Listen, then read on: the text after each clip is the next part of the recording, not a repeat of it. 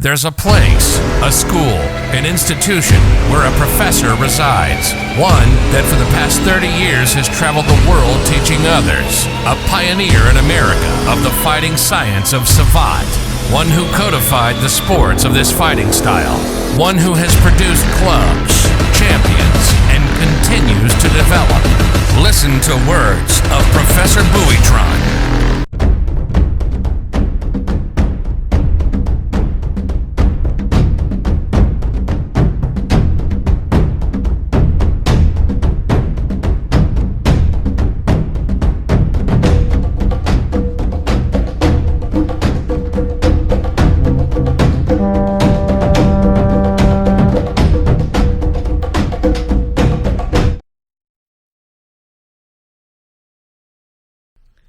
Hey guys, hope everybody's doing well. I know summer's over, kids are back in school, we're in the middle of August, there's a lot of things going on, and I'm always getting sent videos, like I said, and I'm having fun doing this, so that's what we're going to be doing at least once a week, once every other week, reviewing not so much what an opinion of what one could have done, but what occurred, what can happen, the dangers of altercations that are taken on film. This is done more as an educational purposes for people to be out there. It's not to saying that one should be doing this is better than that art, or this art could have done this. It's nothing of that, so please do not get that into your head. Just taking some experience of some things that I have gone through, and life experiences and others have gone through, and what we see and when it comes into altercations. And but before I get into that, folks, we have a severe problem with bullying. School just started, and I've already had parents calling me to deal with it, and bullying hits in all ages. Now there's other concerns, there's cyberbullying as well. Parents, get involved in your kid's life. Check their phones. Check and see what apps they have. There's a lot of dangers with that. From predators out there that are hunting down our young ones, to bullying, cyberbullying, and so on and so forth. So let's stop that. Let's get involved in our kids' lives. Other than that, everything's going well. I want to thank everybody for the continual questions that are being asked. And there's a question that I need to do a video that was asked, and that's how to properly execute a fuete from a peak to a frap, and so on and so forth. And we will do that this upcoming week. I want to do it within class for people to see the whole thing that's going on. So probably we'll do it on Monday class or Friday class when we have more people, for me to explain it to everybody and the difference and what to do and what not to do with that. But on this one, we're always looking at different fights and so on and so forth, and altercations, and the ifs and buts of what do's and what nots. Okay, you have to understand that the streets are very, very violent. The streets, an altercation can occur like this. Stores, corner stores, open stores that people can walk in and out while driving, parking lots, in and out of stores, going to your house. Those are the places where something can occur, okay? And it's not that one is looking for it, it's just that things happen, and sometimes it happens in a bad time, in a bad frame, and guess what happens? You're in the middle of an altercation. The next one that I'm gonna show right here, and I'm gonna show it right there. It's what it is: road rage. And before I place the video, I'm gonna tell you what road rage is. Road rage was coined in Los Angeles in the 90s. It is not a legal term as per se. There are no laws in the state of Texas that say road rage. What happens is they'll tag, you can go to jail for altercation in the street, for endangering a driver, for going after a driver, for hitting a driver after an accident. There's a lot of things that can occur. Did you give them gestures, stuff like that that can happen? Driving dangerously, driving recklessly, endangering other people, endangering yourself. And all those are crimes that are alive now. But what usually happens and what people call road rage is somebody cuts you off, somebody brakes too fast, and you honk the horn, flick them off, and it continues from there. And usually what happens is somebody goes into a parking lot, somebody else follows him. God forbid it occurs. It happens, people. So you have to be cool, be collective, ignore them, wave, I'm sorry.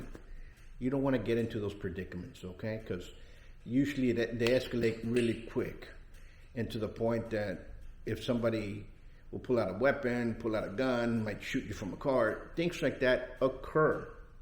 And those are the dangers that we face, and unfortunately that's what it is. But most of the fights that occur on the stop sign, in the parking lot, usually because somebody was driving, they got flicked, they cut them off, what have you. Okay, the fight I'm going to show it up here. It looks like if they were driving, one driver gets off and the other one gets off. They both get on the ground. The first thing that you see is you see two guys, you see a skinnier guy and you see an elderly man, and they put up their dukes. Well, the elderly man, you could tell right away that he knew how to box. I mean, he had his hands up there tight, better than the younger guy. He was not afraid of it. He was very calm and collective, and he moved, and you can see that little jazz. He probably did boxing in his early days. He might have done a couple of pro fights. For sure, he did a couple of amateur fights. For sure, he was a ringer, and he was seasoned in the ring. And what happens is, and you guys can see it, is that the young guy throws a couple of fights, and all of a sudden the right goes. He parries his jab hand and immediately goes and hits him right in the chin, stands over him, and that's the end of that. Now, folks, you have to understand one thing. When you go and you fight somebody, and people say size matters, size doesn't matter. There's a difference in sizes, and there's a difference in fitnesses, there's a difference in so on and so forth. People say, well, a bodybuilder's going to beat up this skinny guy, or the bodybuilder's going to beat up this guy that's big, heavy set. There's a difference. There's guys that have trained boxing, Savate, Thai boxing. They've been in the ring, have been in the gyms, in and out. They really don't care if they have this physique, sculptural physique that, of Hercules holding up the world, what happens is those are the guys you have to be careful. When you put up the dukes and the guy smiles at you and puts up his dukes and let's go, he's telling you right there that he's not afraid of getting into an altercation. And he did well for what that fight is.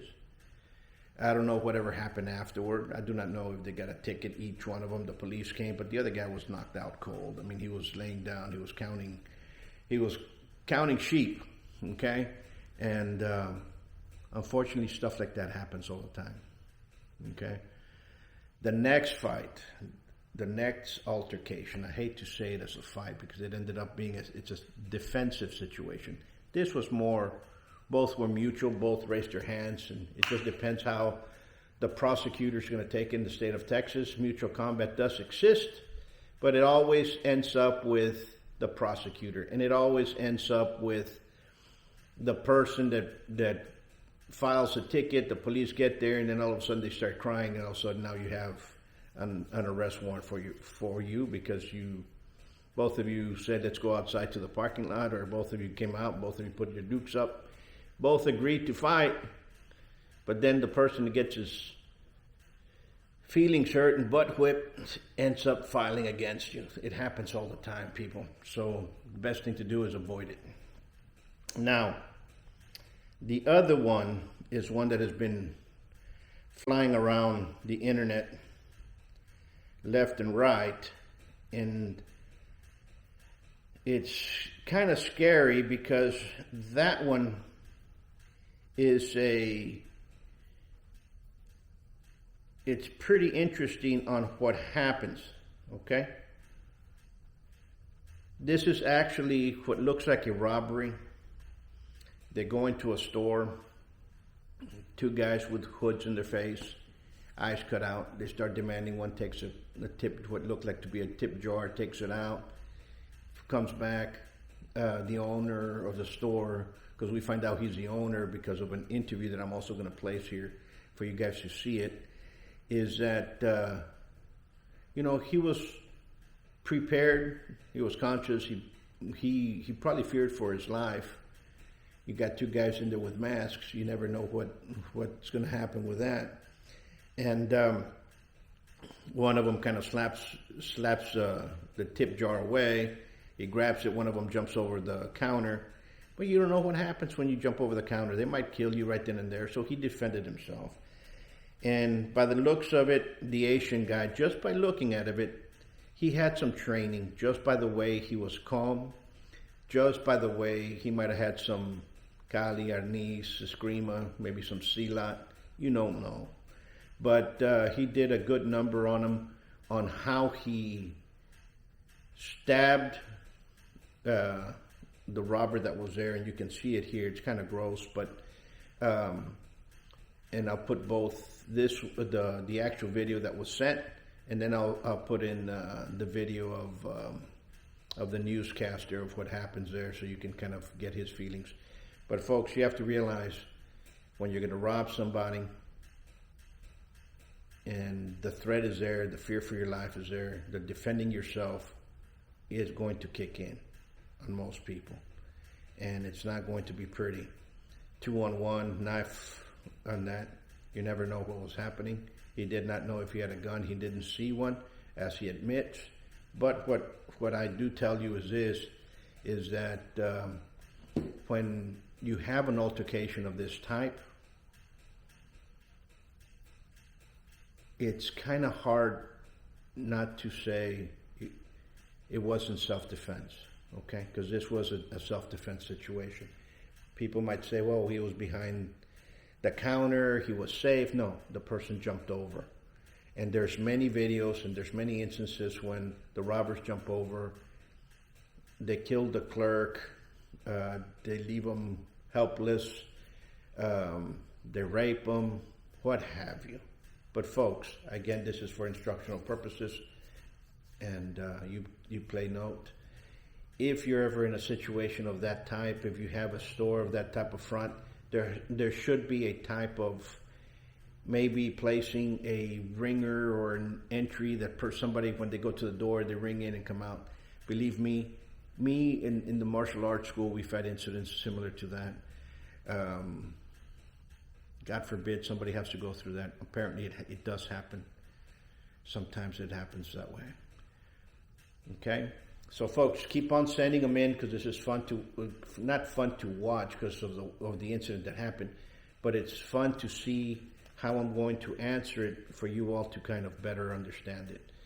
The first fight, you can tell that the elderly guy, he knew how to box. You can tell he wasn't afraid of fighting. Why? He put up his dukes and he said, come on, let's go. To me, that mutual combat, okay, I'm ready, should have already advised the other one, he's not backing up.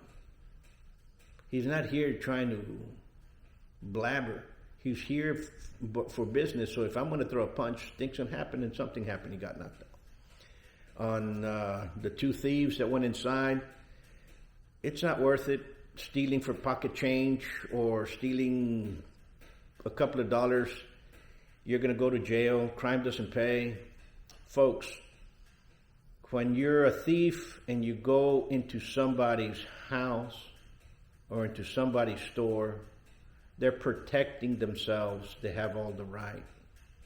Depends on each state, but in Texas, you do have that right. Till next time, I want you guys to like it, share it, ask comments about it. Many have been asking about our online programs. They're up and running right now. especially the blue. If you want to be part of the crew, if you want to continue studying for that, just do so. You can find it there. You can find the links there in the bottom. Folks, you all stay safe, be safe, and stay in good health. And by the way, start training. Till next time. Peace. Come train at the best kept secret of Laredo. Buoytron Academy, 956-401-4868. Savate.biz.